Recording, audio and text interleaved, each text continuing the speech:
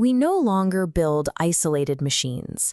Look at modern engineering, and you will see sprawling, overlapping networks of hardware, software, and human infrastructure, locked tightly together into massive ecosystems, known as a system of systems. When you are engineering at the scale of a global financial network or a national defense grid, a structural failure translates directly to billions of dollars in lost assets or a total loss of life. Hardware engineers, software developers, and business executives all operate within different technical silos. If they attempt to build their respective pieces without a unified structural vision, the entire ecosystem risks collapsing from invisible interoperability gaps. To manage this risk, the global engineering community established a universal methodology for describing these structures. It is codified in the ISO IEC IEEE 42010-2022 standard. The 2022 update expanded its scope beyond single isolated systems of interest. It now manages what it calls an entity of interest, a term broad enough to map entire product lines, business domains, and enterprise-wide organizations.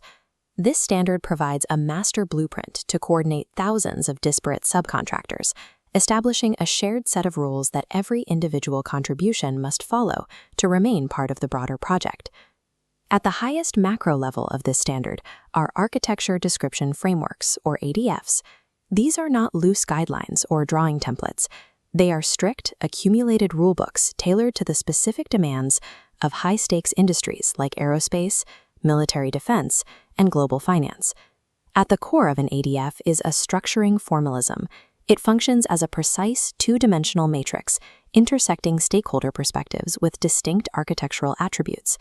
This matrix operates as an architectural GPS, forcing engineers to map specific concerns to exact coordinates on the grid. Without this macro-level grid, critical system requirements can vanish into blind spots, creating architectural defects that go unnoticed until the construction phase. While the framework builds the grid, engineers need a specific tool to fill in the details. This is the role of architecture description languages, or ADLs.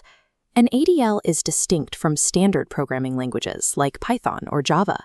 ADLs are not used to write executable software code.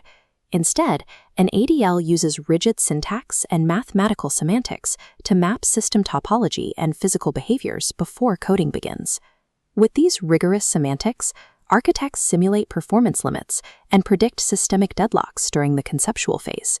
These languages provide the microgrammar required to take abstract business concepts and turn them into models that can be verified with engineering precision. However, generic modeling languages use broad IT terminology, lacking the nuance required for specialized fields. A generic block isn't enough for a satellite control system or a surgical robot. To solve this, engineers use a process called profiling. This powerful process allows them to mutate a generic modeling language to fit the vocabulary of a specific domain. We start with a generic, undefined block without physical or logical meaning.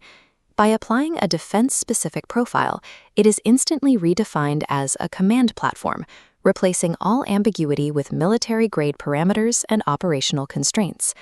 This critical specialization is what allows theoretical standards to address the uncompromising requirements of building critical physical infrastructure. On a mega project, no department uses just one tool.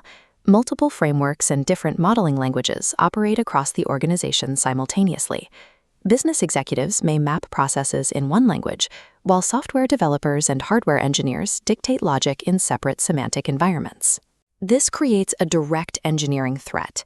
With disjointed models, a minor update to a business process can quietly invalidate a technical specification, leaving engineers to build against logic errors they can't even see. The ultimate safeguard is correspondence rules.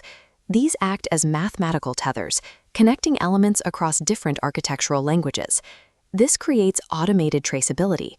If a top-level business requirement is modified, the system instantly flags an adjustment deep inside the software architecture. This enables blended modeling, where a single underlying model acts as the ultimate truth database, projecting a synchronized view to every stakeholder without contradiction. By integrating the macro organizational grid with a micro-mathematical grammar, The standard allows engineers to move from manual verification to a system of automated consistency, providing a stable foundation for the next generation of large-scale infrastructure.